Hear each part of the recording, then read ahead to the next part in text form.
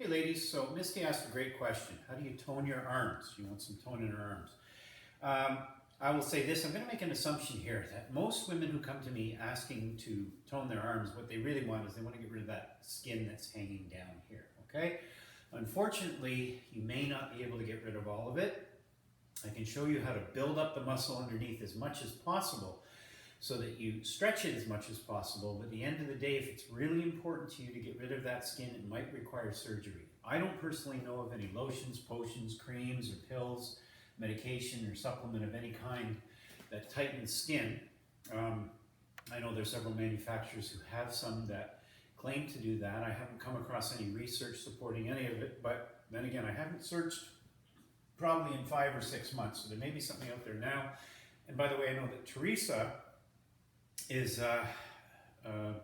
selling a brand of supplements. I don't know if she's mentioned it here, but I'll mention it for her, called New Tonic, and I don't know, she might have something that that can help you in that area, so you may want to talk to her about it. She's the administrator of this group. Anyways, what I'm going to do is I'm going to show you how to build your biceps and your triceps, okay? Your biceps are 2 muscles in the front of the arm here that they originate on your shoulder and they insert on your arm down here. And when they contract, they pull your arm up. So if I'm holding a weight, my biceps will contract. You can see them contracting here. You see how it shortens as I contract and it lengthens as I extend, okay? So it's important to know a little bit about the anatomy because you want to grow these, but you're also going to want to grow a muscle that you can't see underneath the biceps called the brachialis. And that you focus on by rotating your hand over in the hammer position and doing curls in the hammer position. Okay, so we got biceps, and then we move over to the side, we do hammer curls, and then we want to focus on triceps as well. Biggest bang for your buck. You got 2 muscles here, you got 1 here, but you got 3 in the back here. So to work the triceps do the exact opposite of the biceps. Rather than curling your arm, they contract to straighten it. So if I was holding a weight like this is one of the exercises I'm going to show you, they work against gravity to pull my arm up like that. They're also working when I'm doing a shoulder press, when I'm lying down or using a band to do a chest press. They're called synergist muscles. Fancy word. Synergy means to work together with, from 2 Greek words, sun and ergos, meaning literally to work with. Okay, so they work with your shoulders to do a shoulder press. They work with your pecs to do a chest press. Okay, very important muscles. And because there's 3 at the back, that's where you want to focus, because that's where you're going to get the biggest bang for your buck, like I said, because you got 3 muscles you can work on, not just 2. Okay, so the anatomy of the triceps is the short head, which starts up here, and it comes down here, and it crosses over your elbow somewhere right about there. Okay, medial head joins this with the same tendon crossing your elbow, and then the long head is the really big triceps in the back. Now, this is really cool because I'm going to show you an exercise to focus more on that one, the big one. It crosses not only your elbow joint, but it also attaches to your scapula, your shoulder blade, okay? So when you do exercises where you're moving both joints, the elbow and the shoulders, that's where you really get the bang for your buck. But let's focus first on biceps, working your biceps, okay? How do you build the biceps? It's going to be a little bit different than what you're used to, perhaps. It's not about using light weight and doing a whole pile of reps for a long period of time. It's actually using as heavy a weight as possible that you move between 12 and 16 repetitions. So literally, you're choosing a weight that you can lift minimum of 12 times, but you actually can't physically get past 16 repetitions using good form, okay? You go to failure. So, best exercise is a flat barbell curl. So a bar that forces your hands to be open like this, because that really opens your biceps up to work. So you can use dumbbells. I'll demonstrate it first with dumbbells, or you can use a barbell. Probably most of you have access to dumbbells, maybe not a barbell, that's okay. I'll show you how to do it with a cable, or not a cable, a resistance band as well, okay? So, rotate the hands so they're wide open like this. Remember, we don't want them like this, we want them open so we hit both biceps. You want to move your arms just forward a little bit and rest them on your body. And then from here, with your arms starting straight, you come up and you pause at about 30 degrees off of vertical. Okay, that's the vertical, and about 30 degrees off vertical. Don't come all the way up here, because here gravity is just working straight down my arm. It's not working on the muscle anymore. Here, it's working on the muscle. And so to increase the time under tension, which is how you grow muscle, you pause at the top, come all the way down till your arms are straight. You know they're straight when your triceps back here are contracted. Up and pause, down, up and pause, down. Breathing is okay. That's with dumbbells. And barbell, same thing. Okay, my arms in front of it, up and down.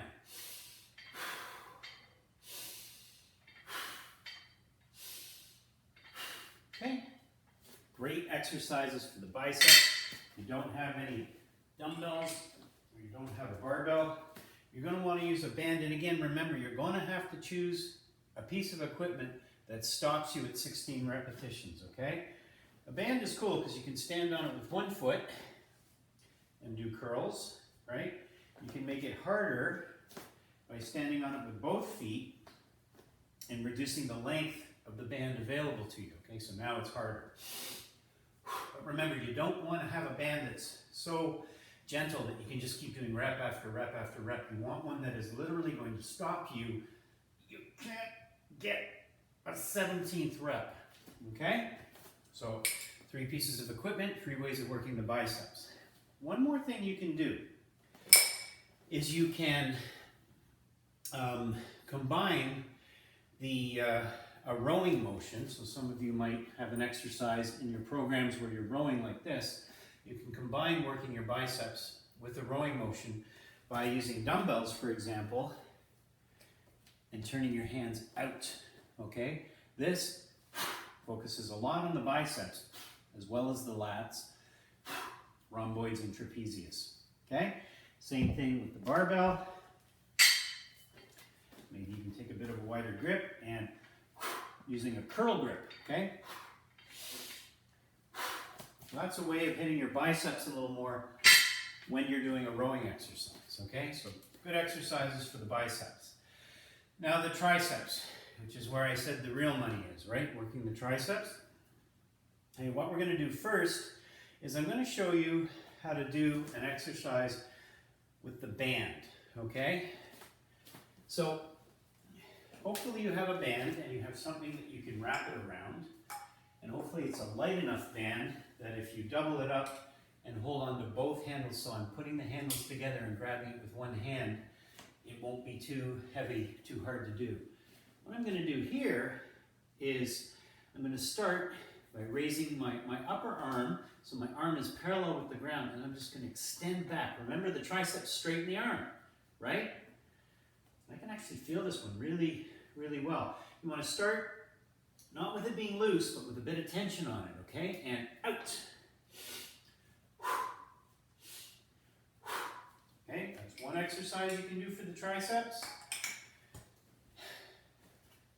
Some people do this, they use a dumbbell, doing a kickback like this. I wouldn't, because down here, there's no gravity acting on your triceps. Gravity's really only acting from here up. That's why I like to use a cable. If I'm using dumbbells, I would rather do a French press, okay? So coming way back and pushing them straight up over my head, right? Or what's called a skull crusher. Let's see why in a minute. You can do this with a barbell as well, where you've got the dumbbells like this, and you rotate them down till they almost touch the ground and extend up straight. A little pro tip here, rather than having your arms straight up and down, move them back a bit. That way, even when I'm at the top of the motion, gravity is still trying to pull my arm down, versus when I'm straight up and down again, like with the curl, you don't want gravity working straight down your arms, okay? So here's the motion. Brief pause at the top, no pause at the bottom.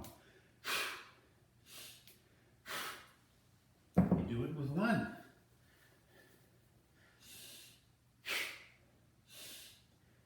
Try and keep your elbows close together. Don't let them flare out, okay? So, there's some, you can do it with the barbell as well. Just hold the barbell in both your hands. There's a good option, good couple of options for your triceps. But remember, I said about the triceps, there's one, the long head that crosses both the elbow and the shoulder joint, okay? Best way to work that one is by doing what's called a close grip push-up or a close grip bench press, okay? Push-up is probably going to be the best one for you because it's hard enough for a lot of people to do just a regular push-up. A close grip push-up is even tougher.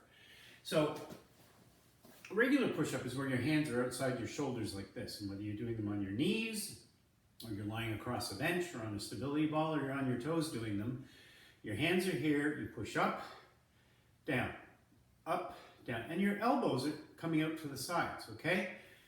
That really focuses more on the pectoralis major muscle, which contracts to pull your arm across your body like this. So your elbow approaches the midline of your body, and you can see that's happening when you're doing a push-up, right? Elbow comes towards the midline of your body. To work the triceps more and the pecs less, what you do is you bring the elbows in close to your body and your hands closer than shoulder width apart. And as you do the push-up, you make sure that your hands are in close, or your arms are in tight to your body, okay? So here's, on my knees, a regular push-up would be wide like this. A close grip push-up would be close like this, and I'm not flaring my elbows out, I'm turning them in, okay? So watch this.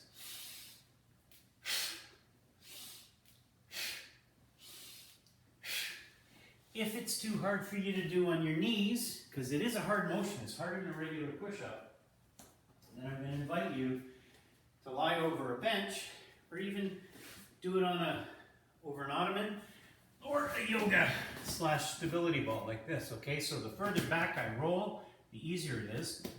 The further forward I roll, the harder it is. Here we go.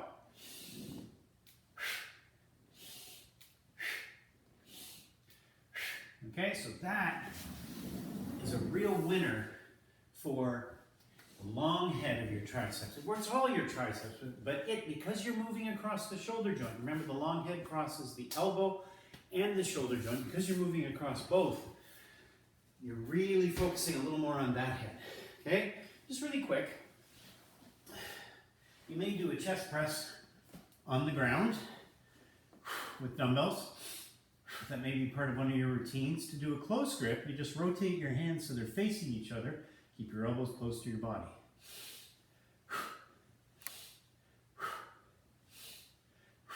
Okay, so here's your routine. You're going to do 4 to 5 sets, and I'm sorry, I might sneeze. My allergies are bothering me lately. Yeah. Springtime in Canada, yay. You're going to do 4 to 5 sets of close grip push-ups, okay? You're going to do what are called supersets, because you're going to do a biceps exercise. Excuse me, I'm going to sneeze again. You're going to go from one exercise to the other. So you're going to do 12 to 16 repetitions of the close grip push-up. And remember, you want to choose a position, either on your toes, your knees, or over the ball or a bench or whatever, where you can't do any more than 16 repetitions. You do a minimum of 12, but you can't do more than 16. Excuse me, just a second.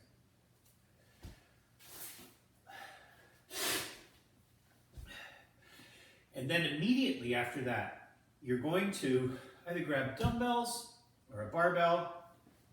You're going to do a bent row in the curl position. Okay, so you're going to rotate your hands around and really pull those elbows high to the ceiling and squeeze your shoulder blades. This is not a curl, it's a row. Pull those elbows up. Okay? You do 12 to 16 repetitions of the close grip chest press, and then 12 to 16 repetitions of the row, and then you rest 1 minute, 40 seconds to 1 minute, then you do it again. And you're going to do both of those 4 to 5 times. And then you're going to finish with an isolation exercise. These are called compound exercises because you're using more than one joint. Okay? If you use more than one joint in an exercise, you're compounding the number of joints that you're using. After that, you're going to do a biceps curl.